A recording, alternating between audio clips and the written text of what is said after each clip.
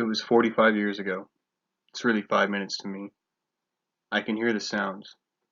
I heard voices, but yet it was quiet. I heard people yelling. I heard noises from people falling and jumping, yet it was so quiet. I heard fire trucks, but it was quiet. That's the way I hear it now. John Raymond.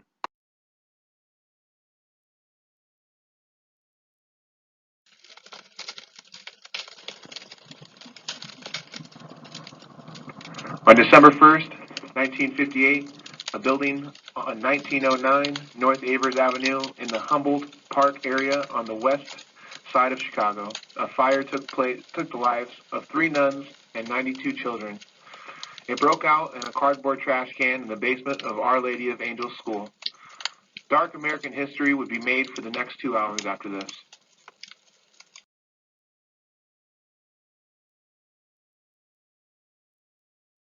The building was erected in 1910 and was remodeled numerous times. In the end, it stood 2.5 stories tall. The exterior of this building consisted of brick, while the interior consisted of highly combustible material. The stairs, walls, floors, doors, and roof were all made entirely of wood. The floors had been coated numerous times with petroleum-based waxes that were highly flammable.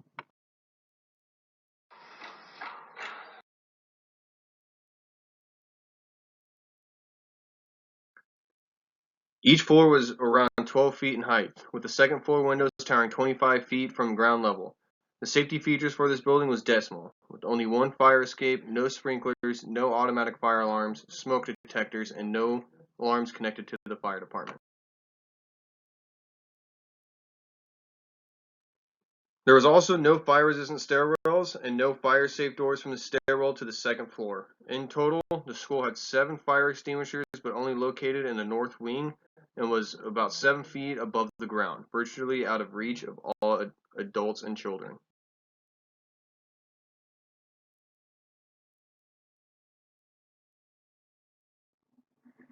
At about 2:15 on December 1st, 1958, a cardboard trash can caught fire in the basement. The fire would be undetected for 15 to 30 minutes until the staircase caught fire, creating a chimney effect, sending gases, flames, and smoke up the stairwell.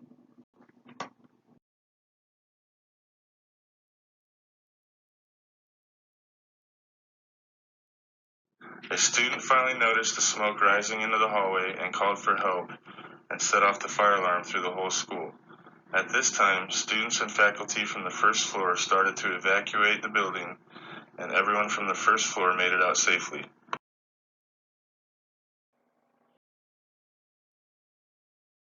The people on the second floor were not so lucky.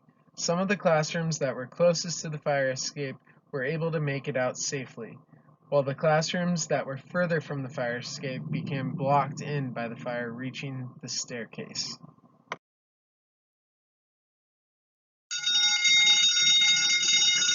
At 2:42 p.m., the first alarm was sounded and 2 different companies started to respond.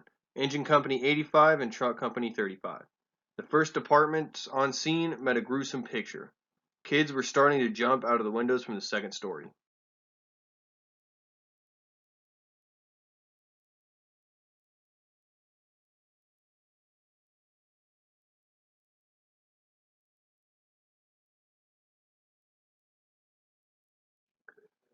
Once there, they were directed to another part of the building where they were not needed. Once they got to the correct side of the building, they had to break open a 7-foot locked fence in order to get onto the premises. After they broke down the fence, Truck Company 35's captain finally started to put up a 26-foot ladder to attempt to rescue the kids.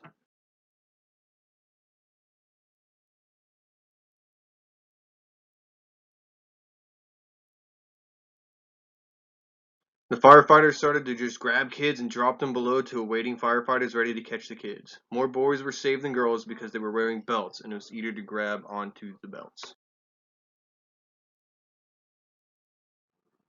Other fire departments that were arriving on scene were either trying to get onto the roof to ventilate or running hose inside the school to get upstairs and save more children.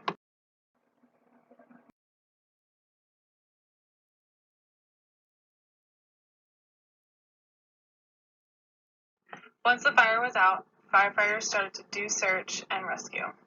They were stumbling upon full classrooms still, with one classroom having a full class of students slumped over the desks with their school books still wide open. Another classroom had one of the nuns, Sister Candace, attempting to shield her students with her body.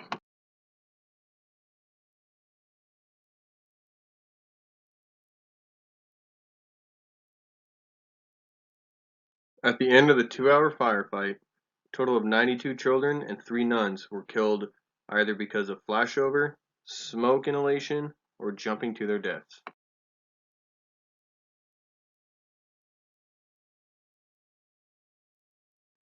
At the end of the fire, an investigation was conducted and they could not find what exactly started the fire. In 1961, a former student at Our Ladies of Angels confessed to starting the fire at the school, but the judge did not convict him because there was not enough evidence to prove he started the fire.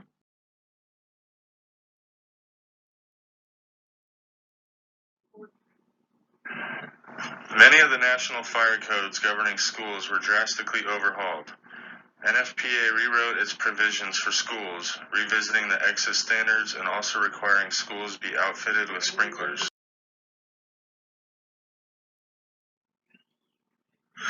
Stricter codes were also enacted regarding the quality of building materials, with concrete soon replacing wood and plaster in schools throughout the country. All schools in Chicago would have fire alarm boxes that could be pulled outside of the schools and were connected to the alarm devices inside.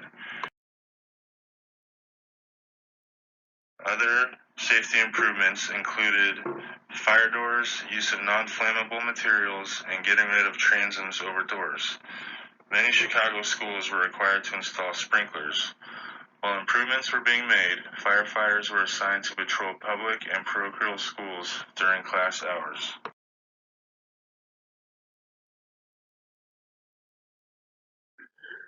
After all fire investigations were complete, NFPA number 73, Standard for Installation, Maintenance, and Use of Municipal Fire Alarm Systems, was revised after the fire. In addition, NFPA standards number 71, 72, 73 were also revised, as well as NFPA standards number 10, 13, and 14. The Our Lady of Angels was one of the worst school fires we have had in American history. Since then, school fires have claimed no more than 10 lives. School fires have severely decreased since then due to fire prevention laws.